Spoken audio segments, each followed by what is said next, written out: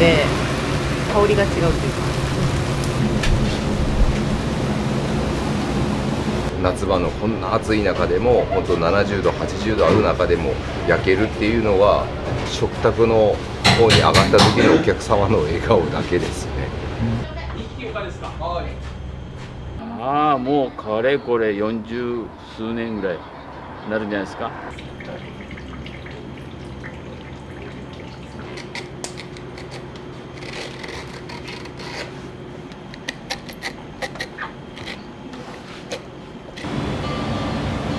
うなぎの良し悪しっていうのを焼き技で同じレベルまで持っていくのが一番難しい作業ですよね。だんだん理想の感じになってきましたね。社長といつも2人で言ってる、俺たちの仕事はこれだから。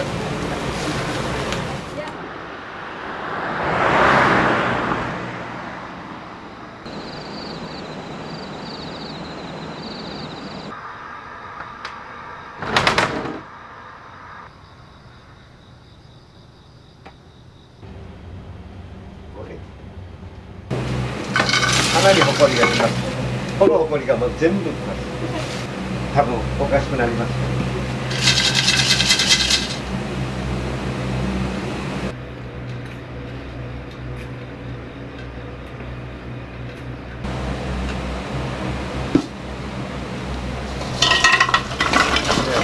前日使ったやつを使える分をそのままここに置いて、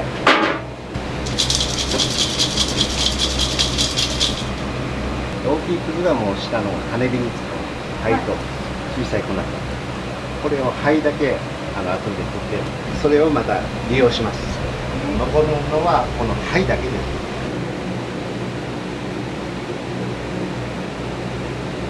いいやつですね。もっと綺麗なやつを本当は使います。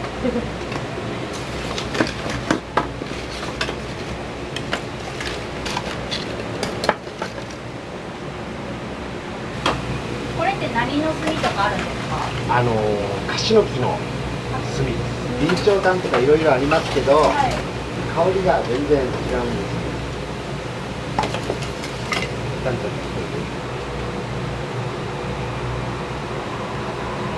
こういったやつ。硬いやつ。大きいですね。そうですね。でもこれぐらいなかったらこの時間から火をつけて夕方まで持てないですね。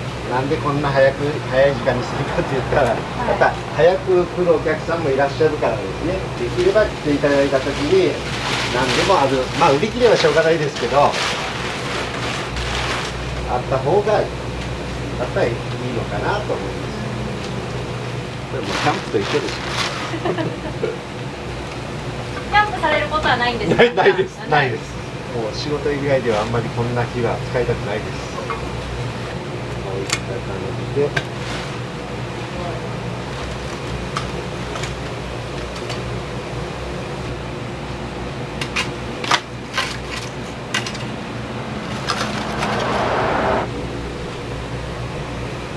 じゃあ火をつけましょう。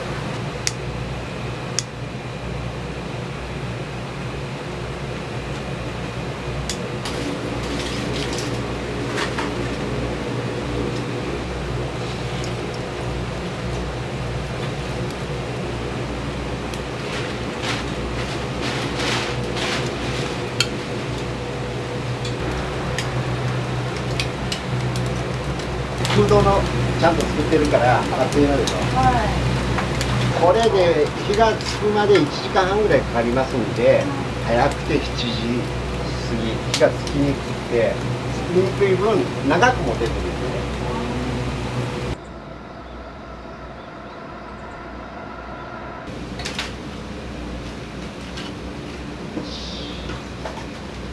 これが毎朝の作業なんですか？そうですね。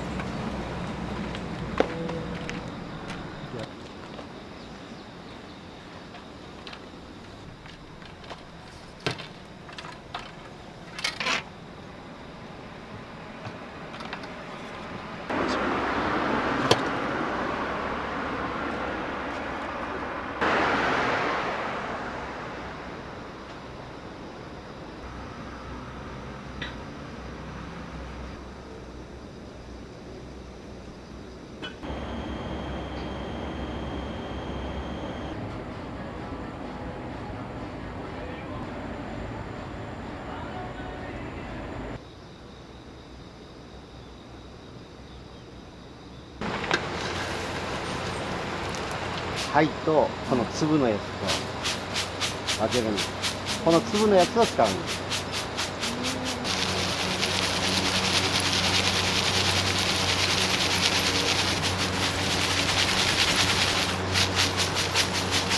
これがないと火力調整ができないんです。強すぎてもダメだし、弱すぎてもダメだし。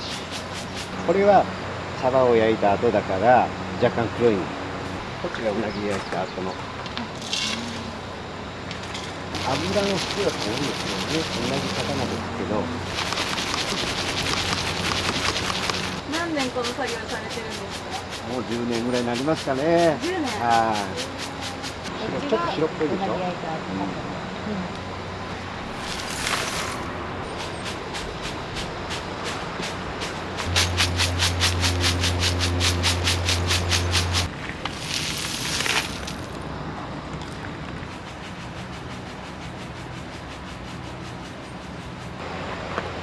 で、これが残った灰ですね、すべて。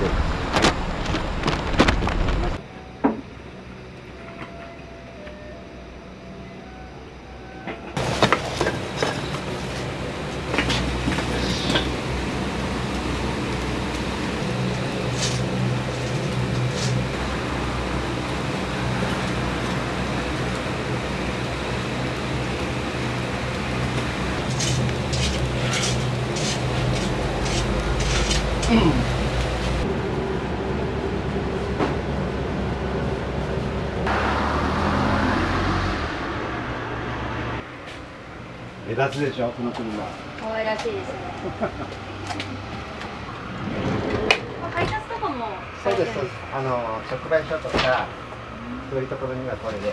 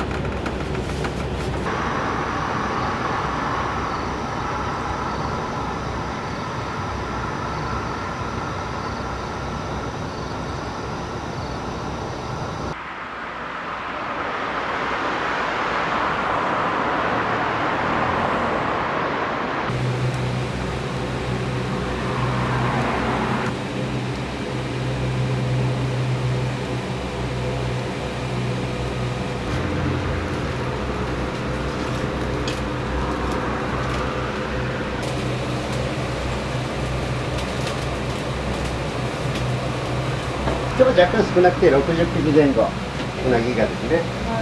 で、サバが、まあ、約400枚ぐらいかな。 400枚。うん、少ない方ですよ、どっちも。そうなんですか。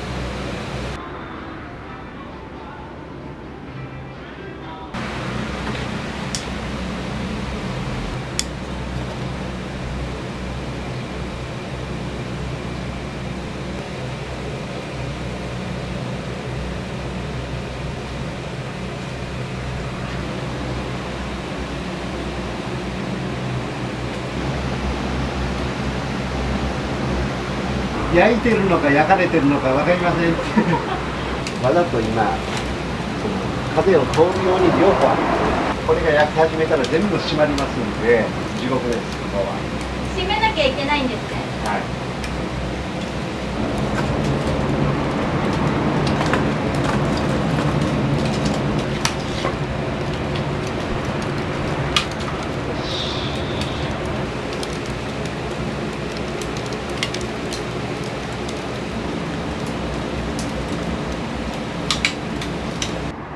確かに焼いてない時はそんな煙が出ないですけど、焼いてる時は煙がすごいです。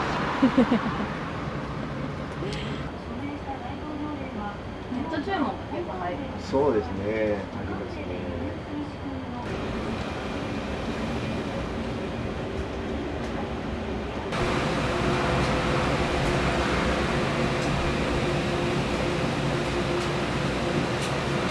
こまめに返してあげることが大事なんですか？早く火がつきますよね。そのままだったらいつまでもずっとそのままなんですよね。火を広げる時が一番強いです。まさに今ってことですよね。そうです。今が暑い。今が一番。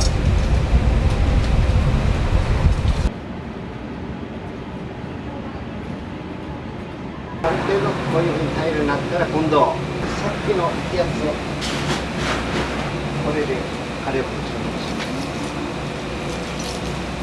これ置くことでどういうふうに調整できるんですか？赤いところにこう入れるじゃないですか。はい。火力が一気に弱まるんです。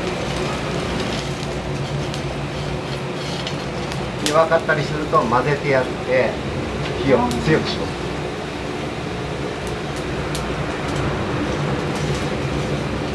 今夏で特に暑いじゃないですか。はい。冬でもやっぱり暑いですか？あ、暑いですよ。やっぱり冬でも。そうですよね。冬は上半身汗かきながらはい。下半身は寒い寒いって言ってます。体も忙しいですね。そうですね。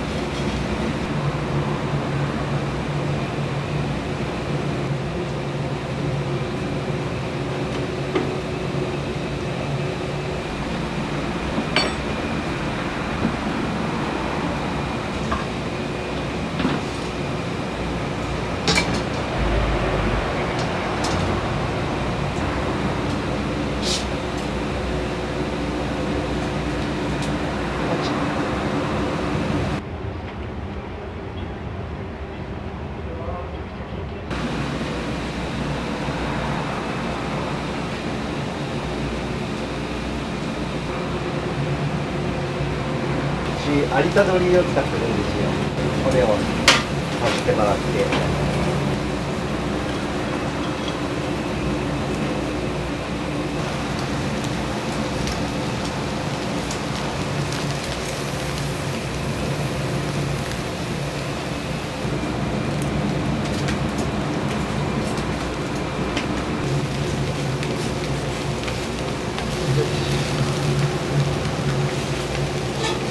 これは塩の分です。タレをもう一度同じ量やって。焼き鳥もレアですね。本当うなぎ屋さんですけど、焼き鳥を欲しいっていう方が結構多いです。こういう炭で焼いてるところないじゃないですか。炭の香りが製品に乗りますので。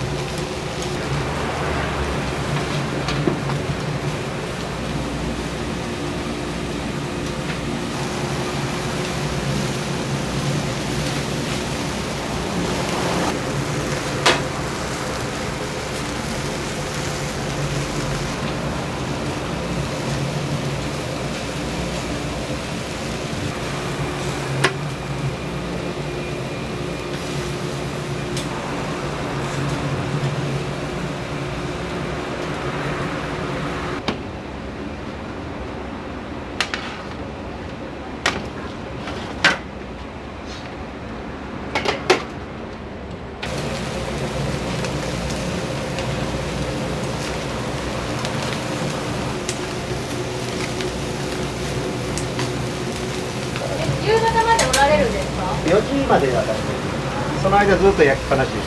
毎日です。本当毎日。休めないんです。間に合ってないですか？間に合ってないです。間に合ってたら私も休みます。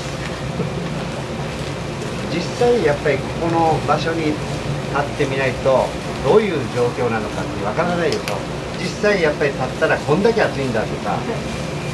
想像を超える暑さでした。そうですそうです。社長といつも2人で言ってる。俺たちの仕事はこれだから。ね。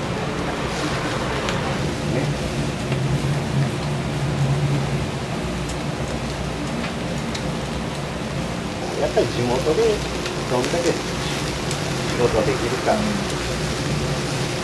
なんで今この仕事されてるんですか？ああ、ここに来る前は地吹きの営業職だったんです。ここに出入りしてたんですよ。出入りしているうちに、まあなんとなく入ってしまいましたね。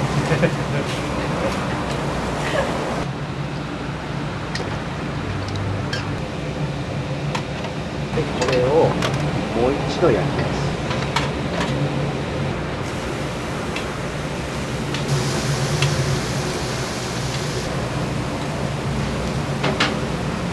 タレがついたらもうなるべく焦げつかないように。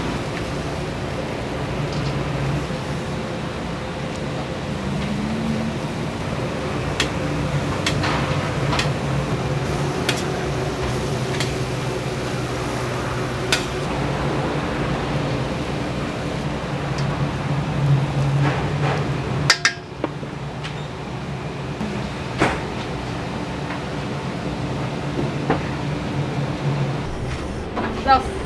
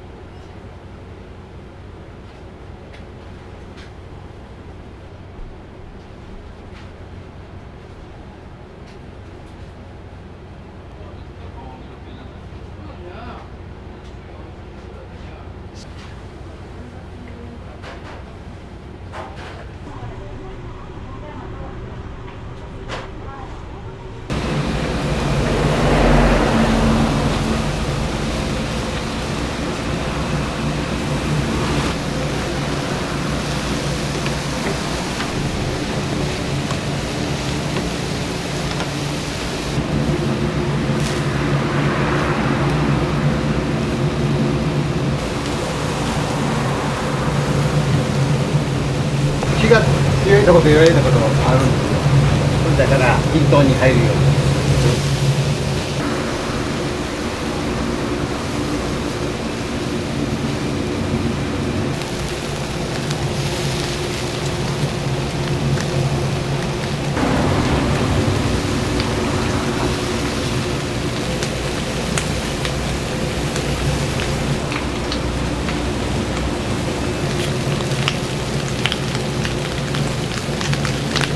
どういう状態かを探りながら焼いてるんですよね。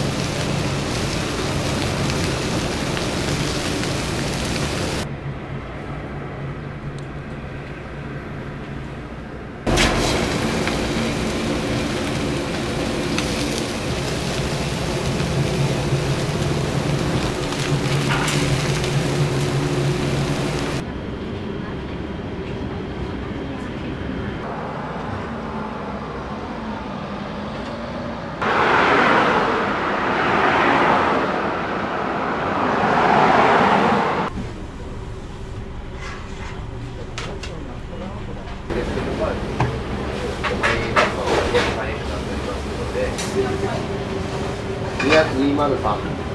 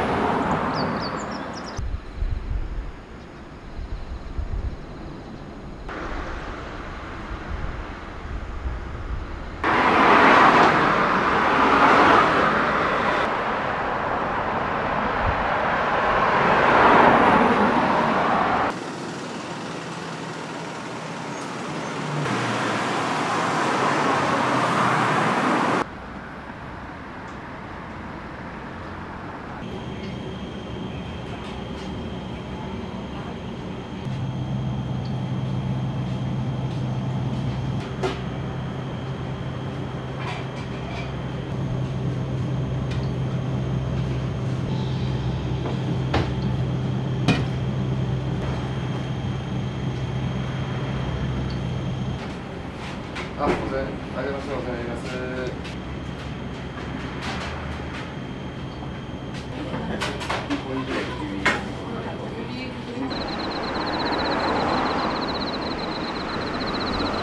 うなぎの肝です。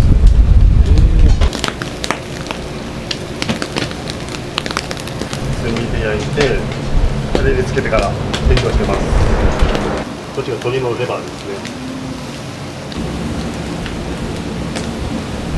4面を焼いてる感じですね。こっち側を焼いて、で反対側で次立てて、でその次こっちある程度に火を通してしまうんですよ。その後焼き色ですね。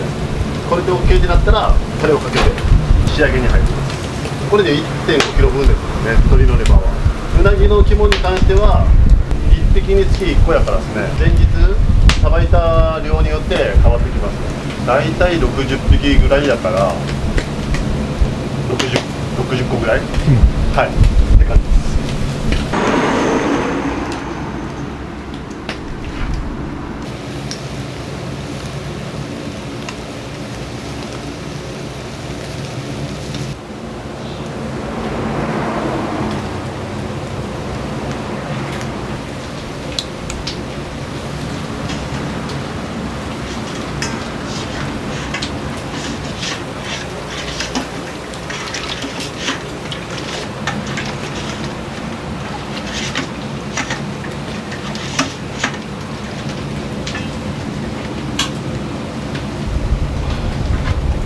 暑いですよ。まだマシですけどね。朝一より全然あれでしょ、暑くないでしょ。朝一一番暑かったです。めっちゃ比べなら全然。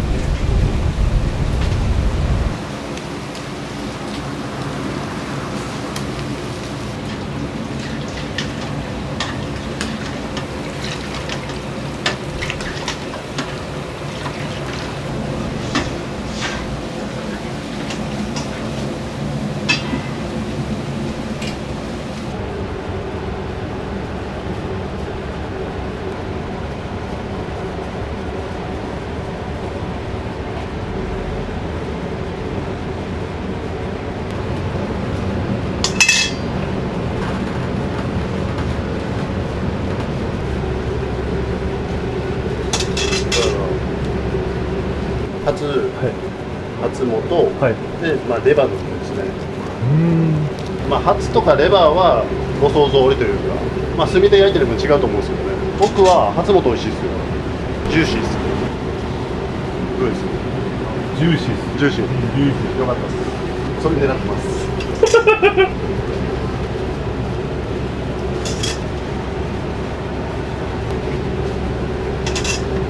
これがうなぎの肝です。これで丸くなるように刺してるんですよ。あとはもう冷めてきたらパック詰めしてから店頭にも出しています。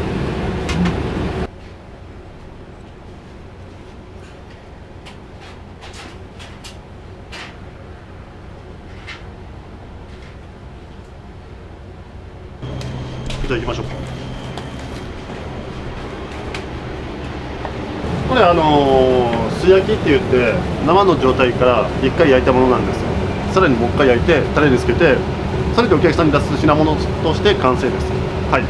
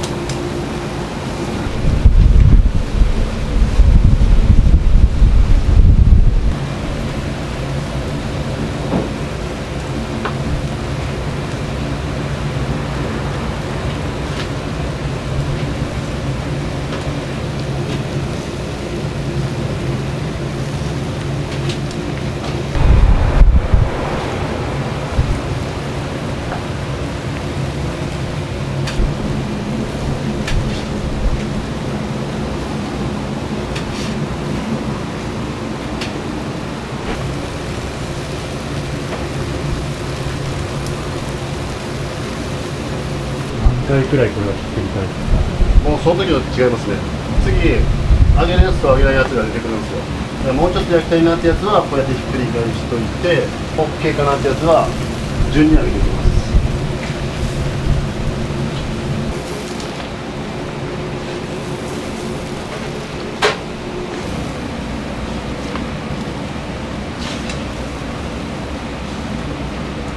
これが仕上げです。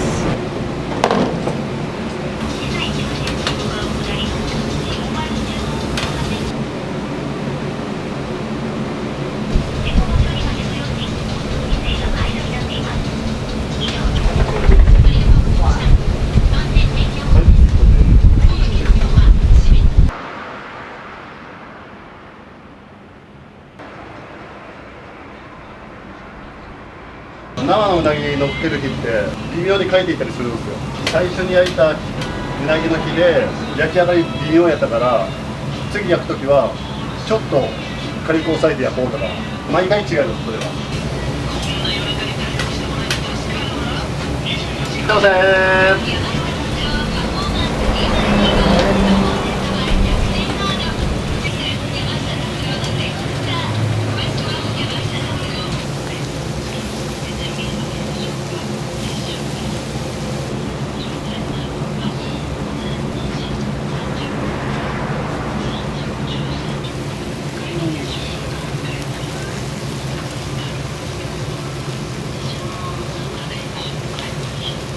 これちょっと白いじゃないですか。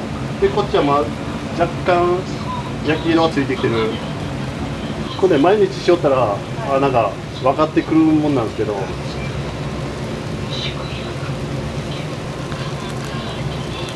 の辺が色ついてきてるでしょ。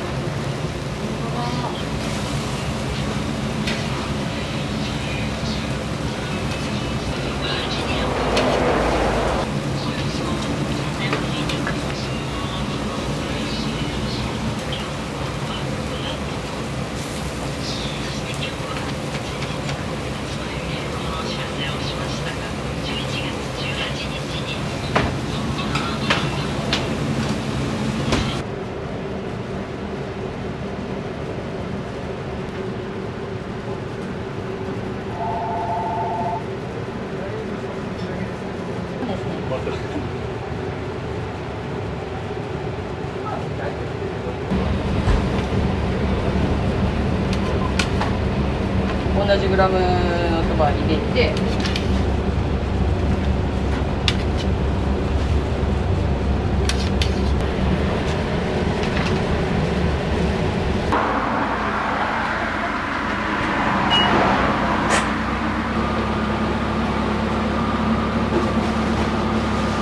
れどこに持っていかれるんですか？これは上の作業場の冷蔵庫配達分を一時保管。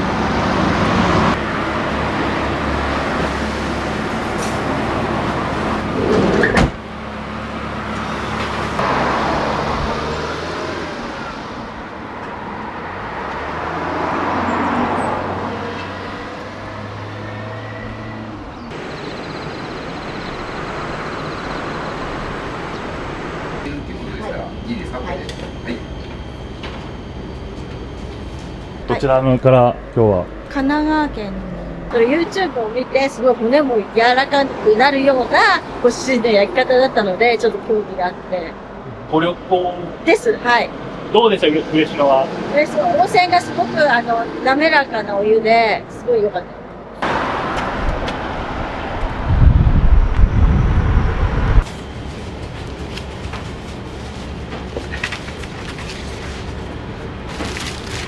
このお店は社長で何代目になるんですか？ 3代目です、昭和22年創業、森うなぎ屋のルーツは有明海のムツゴロウってご存知ですか、はい、を焼いたのが炭で、おばあちゃんがムツゴロウとかうなぎを焼いてました。鮮魚もしてましたし、精肉生鮮何でも置いてましたよね。で私の代になって今10年目ですもんね。炭火焼き専門店になったのも私の代になってからです。で母が焼いてうちの親父がさばく。だから私もさばきじゃなくてもう焼きだけですよね。だから私はうなぎをさばけますかと言ったらさばけないことはないですけど超下手くそですただ焼きに関しては30年焼いてます。うなぎの良し悪し皮が厚かったり薄かったり、身が筋肉質だったり脂肪が多かったりっていうのを焼き技で同じレベルまで持っていくのが一番難しい作業ですよね。社長今おいくつになるんですか50今度で7日で52になります。あとだから2日後何も言いませんよ21ぐらいから焼き始めました。だからもう31年、夏場のこんな暑い中でも本当70度80度ある中でも焼けるっていうのは食卓の方に上がった時のお客様の笑顔だけですね。それじゃなかったらもう正直きついだけですからね。私の中で利益は後からついてくるっていう感覚ですよね。稚魚が取れる年と取れない年ではものすごい差がありますので、よそ様のうなぎに比べたらうちのうなぎは高い方だと思ってます。お客様がうちをあえて選んでくださってるっていうのは、私たちの頑張っている姿だったり味だったり焼き方だったりタレだったり全てを総合で考えた時にお客様が選んでくださってるから、私たちはその値段と同じ作業をするのが当たり前じゃないですか。さばく人の気持ち、焼く人も梱包する人も接客する人も全部が同じ気持ちで美味しくなれっていう気持ちを持って業務に当たってもらってるからこそ美味しい商品が出来上がると思ってますよ。仙台は仙台。82。いつお店出られるんですか？遊びに来た方がいいです都合やりたって昔はめちゃくちゃ働きましたから。はい、もう事故のずっと決まります。2人でしよったけんね、今ごとこは従業員乗ってなかったけんね、もう本当に大変やった。私生まれても育ってもここやっけん、小学校の時からムツゴロウさしよったという大変なことを乗り越えてきましたそば見とっとがやっぱり社長たいね、見てきてるけんが頑張ってもらってます。じゃあ行ってきます。ごめんね。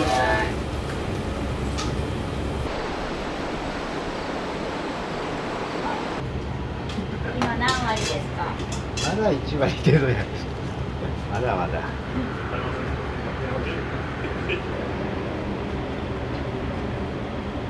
今度仕上げていってもう一回そういうふうにやる。これで完成になる。そうです。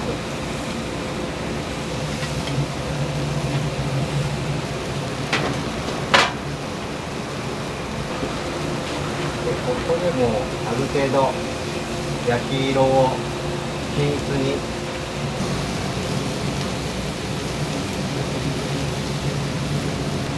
これとこれって色が全然違うでしょ。美味しいような色に最後に仕上げて。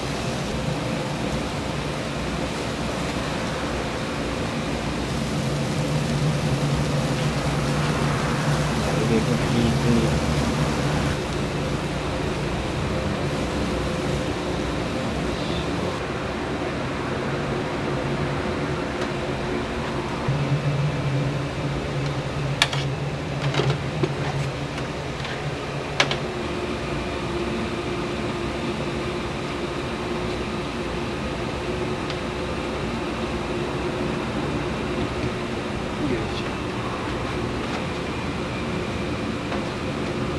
なかなかほら。や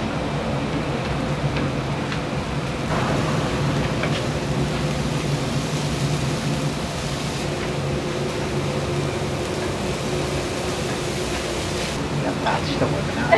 味の塩焼きとか、周りのみんなにも言いますけど、サバこんだけ焼いてるじゃないですか。もうサバ食べたくないです。もうサバの味は十分分かってますけど。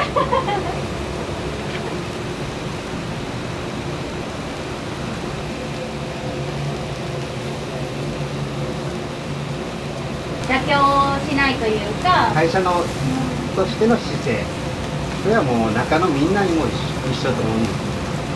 それをしていかないと森うなぎ屋じゃないし、うちの商品じゃないんですよね。そういうところを守っていかないとお客さん買ってもらえないです。同じように焼いてたら薄いところがすぐ焦げて、それと一つはここの部分ですね、一番色が濃いところ、ここにちゃんと焼き目をつけるように。いろんな工夫が散りばめられてます。普段休みの日とか何されてるんですか？サウナに。なんて言ったって水風呂がついてます。こういう暑い環境自体は嫌ではない嫌ですよ。嫌ですよ、それは。仕事の日も汗かいて休みの日も汗かいてるんです。そうですね。基本的にそうですよね。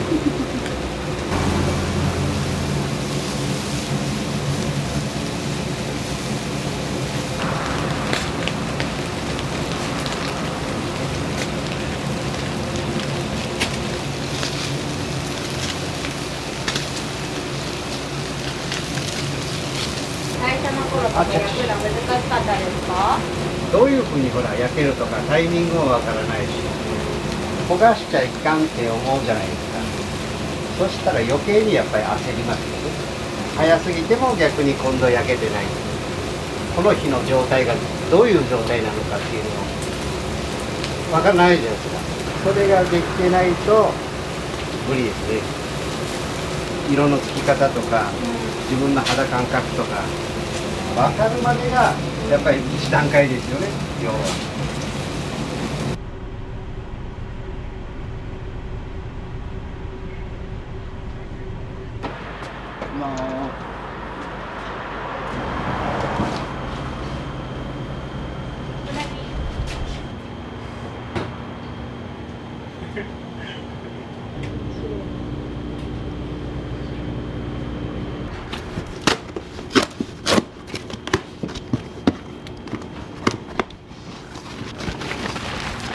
こんな感じです。はい。ちょっとびっくりしたでしょ。それはそれで絵になるんでしょうけどね。わかります？元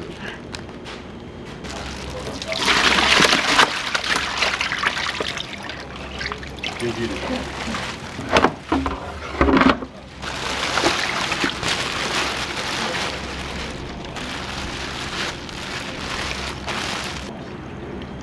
気温が高いときは元気です。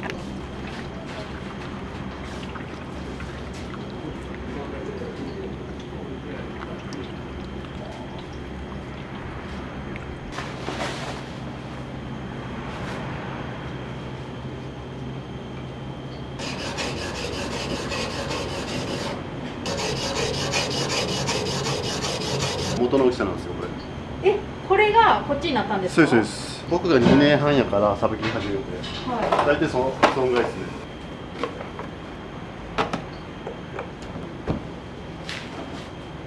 忘れちゃいました。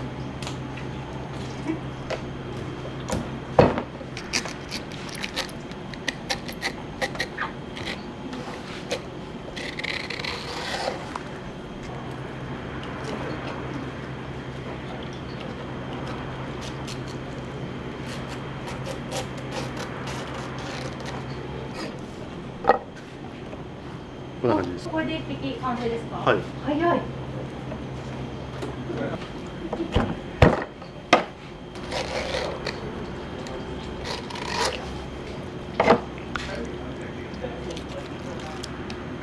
そうです。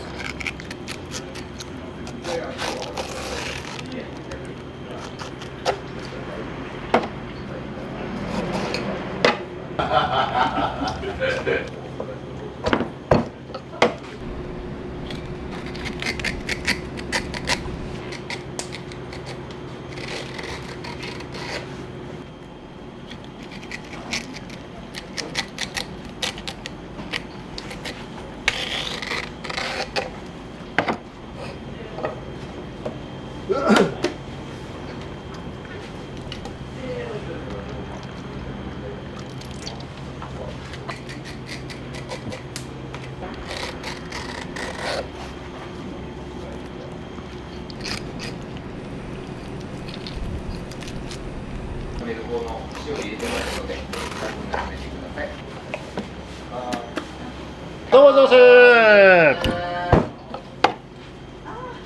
うなぎさばき歴は2年半ですね。もともと魚はさばいたりしよったからですね。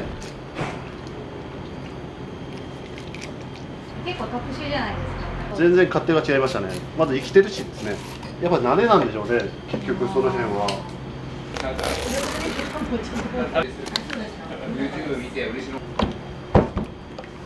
だから難しいとか言わはるんですけど、まあ、やってみたら意外とって感じだと思うんですよ、俺は。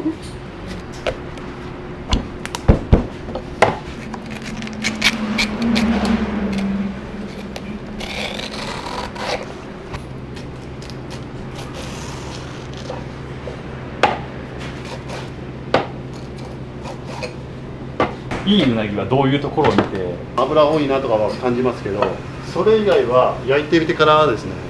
焼いた後の蜜が明らかに硬かったりするんですよ。じゃあもう焼いてみないと実際もうわからないですね。まあ養殖やからそんな極端にいい悪いはですねないんですけど、もうその辺はギャンブルみたいなものです。今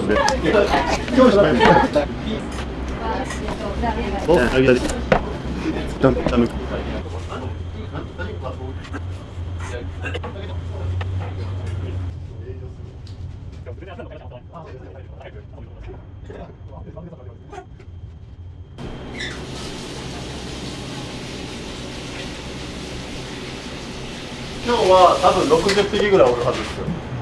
一番多い時に何匹ぐらいされるんですか？80キロが一番多かったですよ。300ちょい出たっすね。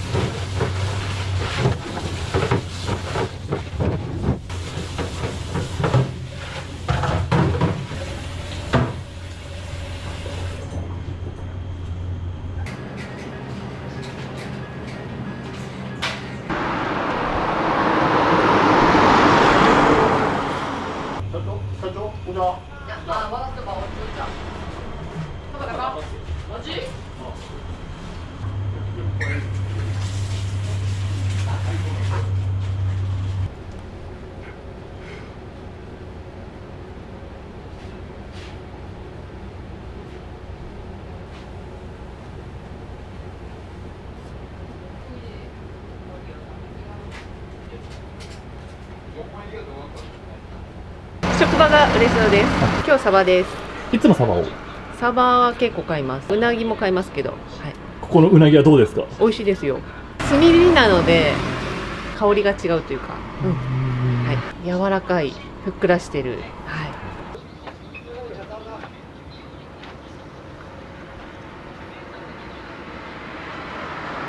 いかがですか？はい。いかがですか？はい。了解です。はい。はい、どうもありがとうございます。どうもありがとうございます。今日は何を買われたんですか？あ、うなぎです。厚みがあってふわふわっていうのが好きでここに来てますし、まあ地元嬉野なんで昔から来てます。ああ、もうかれこれ40数年ぐらいなるんじゃないですか。有名になる前から適当な大きさに切って軽く温めたやつにご飯の上に乗っけてタレを少しかけて食べます。はい、どうも。はい。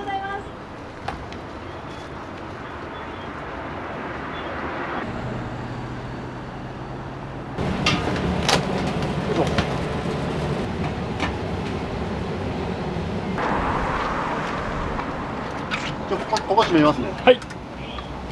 はい。よし。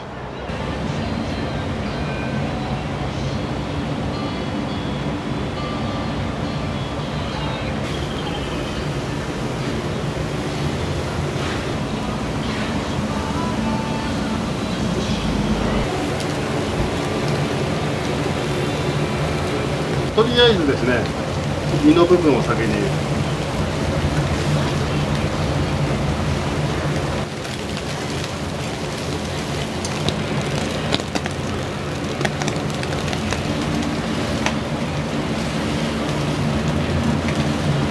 返す前にちょっと尻尾をこうやってめくって早く焼き色がついたものから順に返していくって感じです。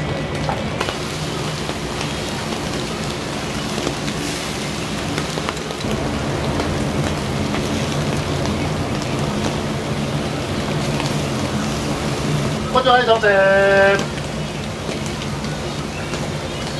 もうちょい焼きたいな、そういう判断基準で美味しそうなとこでタレにあげる。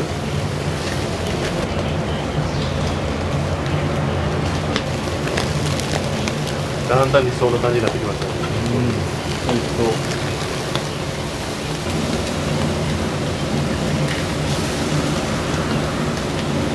もう次にあげる感じですね、この子たちは。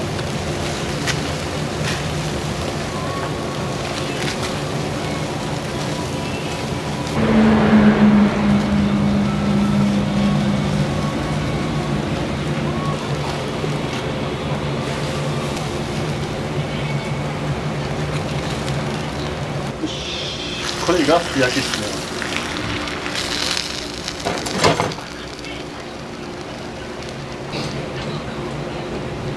あとサイズ測っていって仕上げするときするって感じです。はい、休憩してください。はい。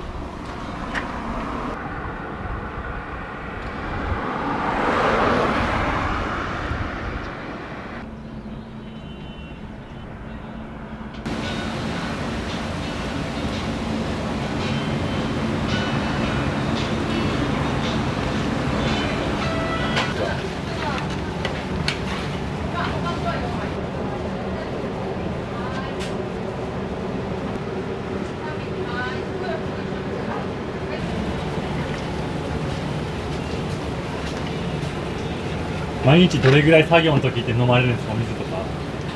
もうあれだけですね。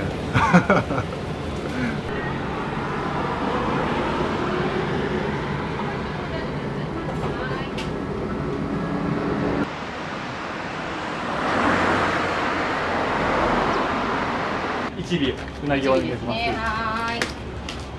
藤岡です。ありがとうございます。